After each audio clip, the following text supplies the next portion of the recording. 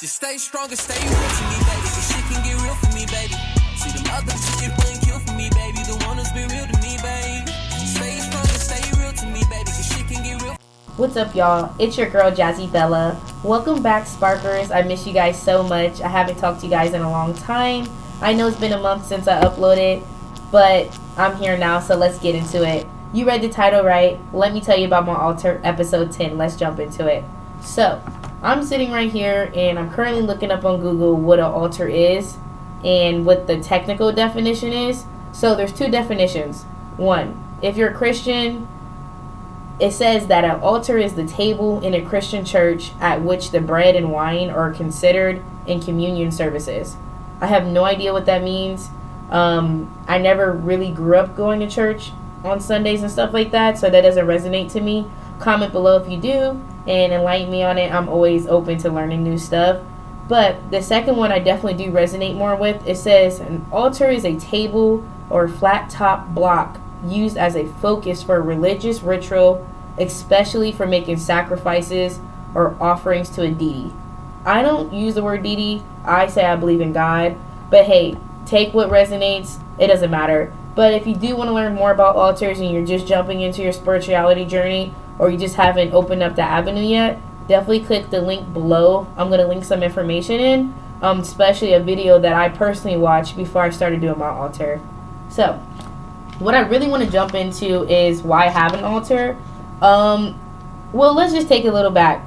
So, for me, why I have an altar and how I got into it is basically I got a spiritual reading. I got a reading, a tarot reading, however you say it. And she was reading me and she was saying like, hey, your ancestors really love you. You're doing really great. You're on the right path, but they want to connect with you more.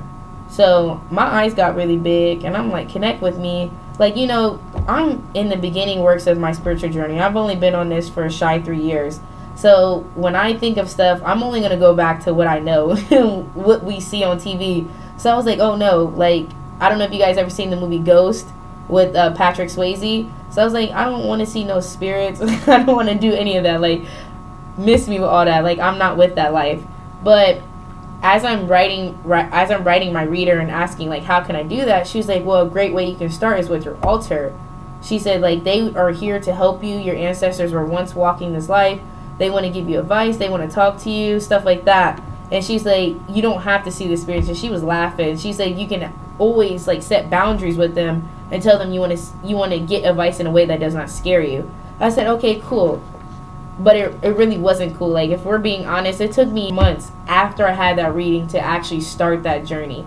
Now, if you actually listen to my old podcast, Divine Timing, you would understand that time that I did actually see a spirit and why my ass was scared to do this. But hey, we got past that. I'm so glad I have an altar. It's one of the best things that I could ever done. But yeah, so basically, I have an altar because I want to connect with my ancestors, my great-grandma, my great-grandpa, people that were once living in this life that love me, and, you know, the reason that I'm here today. And I just want to get some advice for them and talk to them just like I would if they were living. So I started getting the understanding, started getting more comfortable with it. Again, if you see the link below, I started watching videos. I was like, oh, okay, that makes sense.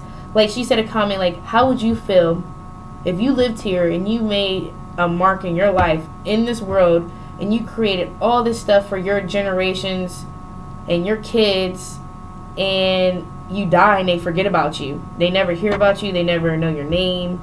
They never see you. There's no pictures of you or nothing. No shrine, nothing. How would you feel? How do you even think that you would even be in the afterlife, or how do you believe in heaven?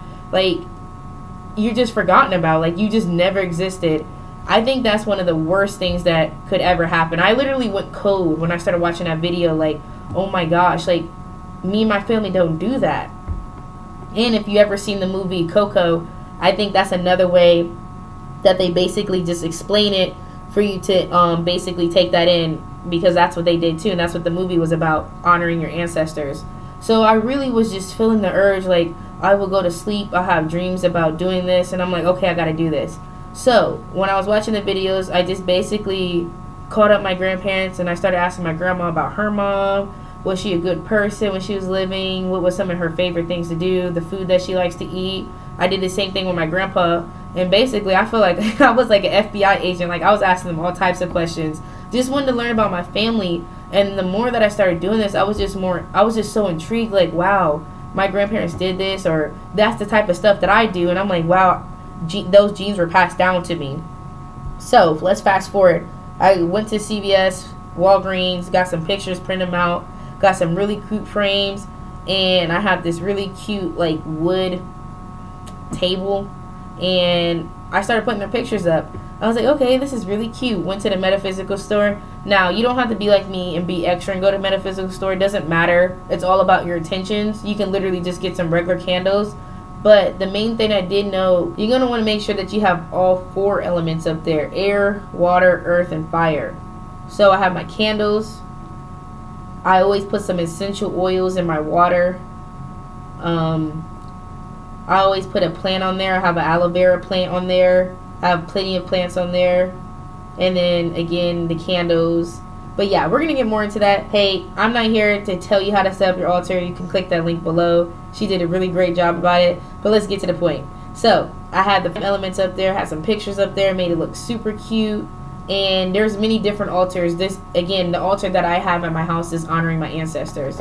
So, I got my altar built. I'm getting really comfortable. And now I start to meditate in front of my altar. And this is me connecting with my ancestors.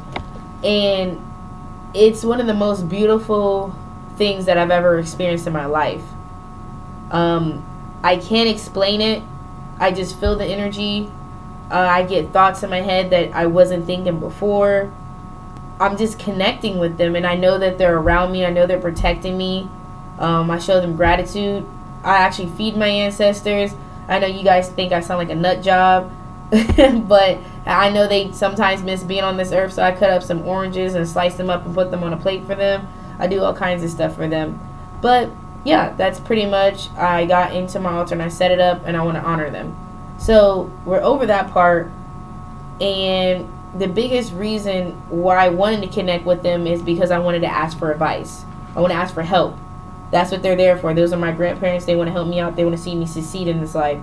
So for the past couple months, I just been feeling unmotivated. As you can see, I haven't uploaded a podcast in months. Well, it's been a month. I'm exaggerating. And one of the things that what she told me to say was, ask for what you need. And, you know, me being a Leo, I thought that was so weak to try to ask somebody for help. And these are my grandparents. I was just like, I think that's terrible. Why can't I have motivation on my own? Why do I got to ask somebody for it? That's what they're there for. Wouldn't I go to my mom or my dad or my grandparents if I needed some help with something? Right? So I got out that mindset. I started writing down my manifestations on a notebook piece of paper. I started thinking about what I wanted during meditation. And the main thing was motivation. Kid you not, after about 2 days after I wrote on that paper, I wrote a letter to my ancestors telling them I was so thankful for them, that I'm here. I'm so happy to be in this family line. I appreciate you. I love you. Please protect me. But I need some help with motivation. Can you guys help me? 2 days later, there were so many ideas flowing through my mind. Again, like thoughts that I wasn't thinking. I just felt, I started waking up early. I started waking up at 5:30 a.m. I was just really going. And again, for the viewers out there that just started their spirituality journey or just don't believe in this, I'm not crazy. No, I'm not saying this is like a genie in a bottle. I'm about to rub the bottle and all my wishes come true. Like, you got to do the work. You have to work for it. So you're co-creating. So while I'm doing this, I have my intentions that I'm going to get motivation, but yet they're aiding me and helping me to get the motivation as well. So the juices start flowing. I started recording podcasts. I started linking up with my friends, getting ideas. I started having more business ventures. Like, it's really good for me. And no, I didn't stop there. I didn't ask for just motivation. Now I'm starting to ask for protection in life, more love, just a lot of stuff going on. And if you hear any background, yes, I'm at my friend's house recording my podcast. So, hey, it's raw. That's what y'all wanted. So, but yeah, so that's pretty much that. I think it's awesome to connect with my ancestors. I love my grandma. I'll never forget about them. I even have my kids come up to the altar and say, thank you, ancestors. They blow out the candles. We have singing bowls. it's just a lot of stuff, and this is just the beginning, and I'm getting into it, and I love it, and I'm really passionate about it. But quick question: why should you have why should you have an altar? Again, do you want somebody to forget about your ass when you die? You want your memories to live on. You want to point to your kids like, oh, look at Aunt Gigi. She was a manager at her job, and she led everybody, and she helped everyone in her life.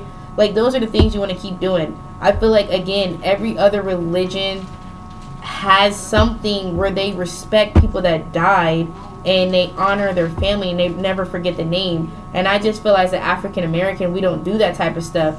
Or we do it in a way that we don't know. Like, everybody knows those hood dudes that pour out the liquor for their dudes when they pass away. That's honoring them. You pouring up for them. That's an offering. That's what you're giving to them.